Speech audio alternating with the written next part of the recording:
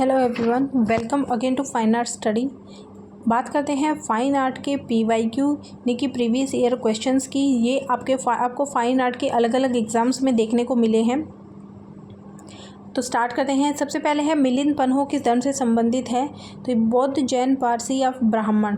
तो देखिए, मिलिंद पन्हो जो पुस्तक है उसके लेखक थे नागार्जुन या फिर नागासेन, और ये एक बौद्ध धर्मावलंबी थे। मिलिंद पन्हो ये एक पाली भाषा में रचित है और बौद्ध ग्रंथ है जिसका रचनाकाल 1000 ईसा पूर्व से 200 ईसा पूर्व का है। इसमें बौद्ध भिक्षु नागसेन और भारत के जो शासक थे मिलिंद, उनके बीच जो भी बातचीत हुई है उसी का पूरा वर्णन आपको मिलिंद पन्हो बुक में देखने को मिलता है। नेक्स्ट है अंगुत्तर निकाय संबंधित है। तो अंगुत्तर निकाय जो है वो एक बौद्ध ग्रंथ है। यह सुत्त पिटक के 5 निकायों में से चौथा निकाय है। अंगुत्तर निकाय में गौतम बुद्ध और उनके मुख्य शिष्यों के हजारों उपदेश संग्रहित हैं। अंगुत्तर निकाय का हिंदी अनुवाद भदंत आनंद कौशलायन ने किया था, जिन्हें महाबोधि सभा कलकत्ता द्वारा प्रकाशित किया गया। नेक्स्ट है तृतीय बौद्ध संगति कब हुई। तो देखिए, चार बौद्ध संगतियाँ हुई थी, लेकिन ये जो 4 हैं ये मेन है। इसके अलावा 2 बौद्ध संगतियाँ भी हुई थी, तो वो भी आप देख लीजिएगा, तो पूरा डिस्कस करेंगे। सबसे पहले देखिए, प्रथम बौद्ध संगति ये राजगृह में हुई थी 483 ईसा पूर्व अजातशत्रु के समय में। उसके बाद है द्वितीय, ये वैशाली में हुई 383 ईसा पूर्व कालाशोक के समय में, द्वितीय, ठीक है। उसके बाद है तृतीय, ये पाटलिपुत्र में हुई 251 ईसा पूर्व और अशोक के समय में। उसके बाद है चतुर्थ, ये कुंडलवन में हुई थी प्रथम शताब्दी में, ये कनिष्क के समय में। इसके अलावा देखिए जो 5वीं है, ठीक है, ये हुई थी उज्जैन में, और जो 6ठी है वो बर्मा में हुई थी 1954 में। अब देखिए शिलालेखों के अध्ययन को क्या कहा जाता है। शिलालेखों के अध्ययन को न्यूमिस्मेटिक्स, एपिग्राफी, आर्कियोलॉजी और एथनोग्राफी, और आई थिंक ये जो क्वेश्चन है ये आपका KVS में आया था, तो इन चारों के बारे में ही देख लीजिएगा। सबसे पहले है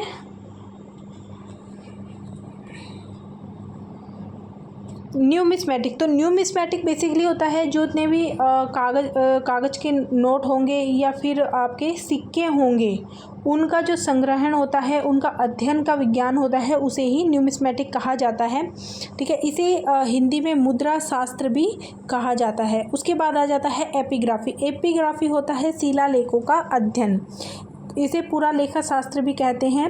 यह पुरातत्व की एक शाखा है जो कि उन शिलालेखों या फिर पुरालेखों का अध्ययन करती है जिसमें टिकाऊ सामग्री जैसे पत्थर या धातु में ढाला गया है या फिर उकेरा गया है। उसके बाद आ जाती है आर्कियोलॉजी। तो आर्कियोलॉजी होता है पुरातत्व शास्त्र। यह विज्ञान की वो शाखा है जो प्राचीन काल के अवशेष और सामग्री के उत्खनन के विश्लेषण के आधार पर मानव के अतीत मानव समाज का अध्ययन करती है। बेसिकली इसमें होता है कि जितनी भी प्राचीन सभ्यताएं वगैरह हैं, या फिर मान लो कि ज़मीन से कुछ भी मिला है, जैसे मानव कंकाल मिला है, ठीक है, तो उसका उत्खनन करके उससे फिर पता लगाती है कि ये जो है किस काल का है, कितना पुराना है। तो यही सब चीज़ें इसमें होती हैं। उसके बाद है एथनोग्राफी। ये नरवंश विज्ञान एक गुणात्मक अनुसंधान विधि है जिसका प्रयोग अक्सर सामाजिक विज्ञान में, विशेष रूप से मानव शास्त्र और समाज शास्त्र में किया जाता है। उसके बाद नेक्स्ट है कौन सा वेद 10 मंडलों में विभाजित है और 1028 ऋचाओं का संग्रह है। तो आपको पता है कि हमारे जो वेद हैं वो 4 हैं, ऋग्वेद, यजुर्वेद, सामवेद और अथर्ववेद। तो सबसे पहले देखिए ऋग्वेद, ये सबसे प्राचीन है और प्रथम वेद माना गया है, जिसमें वेदों की संख्या 10,462 है, मंडल की संख्या 10 है और सूक्त की संख्या 1028 है। और इसका जो मूल विषय है वो ज्ञान है। अच्छा, जो गायत्री मंत्र है उसकी उत्पत्ति भी ऋग्वेद से ही मानी गई है, ठीक है। विभिन्न देवताओं की वर्णन, देवताओं की स्तुति, ये सब जो है ये हमें ऋग्वेद में देखने को मिलती है। उसके बाद यजुर्वेद है, इसमें जो है यज्ञ, उपासना वगैरह से ये संबंधित है। सामवेद जो है वो संगीत से संबंधित है, और अथर्ववेद जो है वो गुण, धर्म, आरोग्य आदि के लिए समर्पित है। नेक्स्ट है गौतम बुद्ध के बचपन का नाम क्या था? तो सिद्धार्थ, शंकर, राम और गौतम।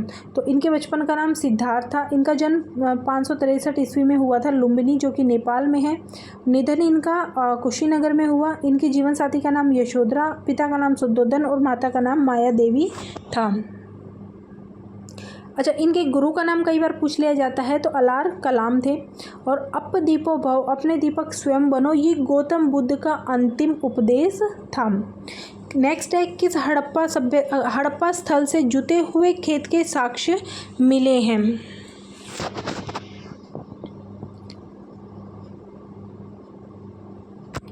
देखिए, कालीबंगा सबसे पहले। तो कालीबंगा का अर्थ होता है काले रंग की चूड़ियाँ। यहाँ से लकड़ी के हल, जुते हुए खेत के साक्ष्य मिलते हैं। यहाँ पर अग्निकुंड मिले हैं जिन्हें वज्र प्रणाली से जोड़ा गया है। तो बेसिकली आपको चार चीज़ें जो है वो कालीबंगा के बारे में याद रखनी है। सबसे पहले तो इसका अर्थ काले रंग की चूड़ियाँ, लकड़ी का हल मिला है, जुते हुए खेत के साक्ष्य मिले हैं और अग्निकुंड मिला है। उसके बाद है कोटदीजी। ये सिंध है, खैरपुर ज़िला सिंध पाकिस्तान में है। पाकिस्तान के सिंध प्रांत में खैरपुरा से ये लगभग 45 किलोमीटर दक्षिण में स्थित है और मोहनजोदड़ो के सामने सिंधु घाटी के पूर्वी तट पर यह स्थित है। यह जो स्थल है ये रोहरी पहाड़ियों की तलहटी में स्थित है, जहाँ पर एक किला है। ठीक है, बेसिकली ये एक किला है जिसके ऊपरी सिंध के तालपुर राजवंश के शासक मीर सुहराब द्वारा बनवाया गया था। और बड़ी सकड़ी पहाड़ी की चोटी पर बना यह किला अच्छी तरह से संरक्षित है। नेक्स्ट है बौद्ध परिषदों की कुल संख्या। तो बौद्ध परिषद 6 हुई थी। निम्नलिखित में से कौन भारतीय दर्शन शास्त्र से संबंधित नहीं है? सांख्य, न्याय और ग्रामिक और वेदांत। तो ये आपको पता होगा कि 6 भारत में जो वैदिक शास्त्र है उसमें 6 दर्शन बताए गए हैं। तो ये कौन कौन से हैं, इनसे बहुत क्वेश्चन पूछे जाते हैं। तो सबसे पहले इसका जो आंसर है वो तो हो जाएगा ग्रामिक। अब इनके बारे में पूरा डिटेल से देखते हैं कि ये जो 6 है ये कौन कौन से हैं। तो सबसे पहला आ जाता है सांख्य, जिनके जो प्रवर्तक थे वो थे कपिल मुनि। और आपसे क्वेश्चन यही पूछा जाएगा, या तो पूछा जाएगा कि कितने हैं, ठीक है 6 हैं, या फिर डायरेक्ट क्वेश्चन ऐसे बनता है कि सांख्य जो शाखा है उसमें उसके प्रवर्तक कौन थे। तो ये कपिल, योग जो है उसके पतंजलि, न्याय के गौतम, वैशेषिक के कणाद, मीमांसा के जैमिनी, वेदांत के बादरायण। ठीक है, तो ये आपको याद रखने हैं, ये 6 नाम आपको याद करने हैं। नेक्स्ट है किस भारतीय का नाम मोहनजोदड़ो की खोज से जुड़ा हुआ है? तो मोहनजोदड़ो की खोज जो है वो रखलदास बनर्जी यानी कि RD बनर्जी के द्वारा की गई थी। पूरा नाम भी आपको याद रखना है, 1922 में की गई थी। सिंधु घाटी सभ्यता की मुहर पर भगवान की जो आकृति है वह पशुपति की है और इन्हें शिव के रूप में दर्शाया गया है। मोहनजोदड़ो में पशुपति मुहर की खोज के आधार पर इतिहासकारों और पुरातत्व वेदों का मानना है कि सिंधु घाटी के लोग भगवान शिव की उपासना करते थे। ठीक है, और भगवान शिव जो है वो चौपाया पशु यानी कि चौपाया पशु जो होते हैं पशुओं के स्वामी या फिर पशुपति के रूप में उन्हें माना जाता है। उसके बाद नेक्स्ट है बनावली। तो बनावली हरियाणा के किस जिले में सिंधु घाटी है ये? ठीक है, सिंधु घाटी सभ्यता से संबंधित पुरातत्व स्थल है। सिरसा, फतेहाबाद और गुड़गांव। तो ये है फतेहाबाद में, यह रंगोई नदी के तट पर स्थित है।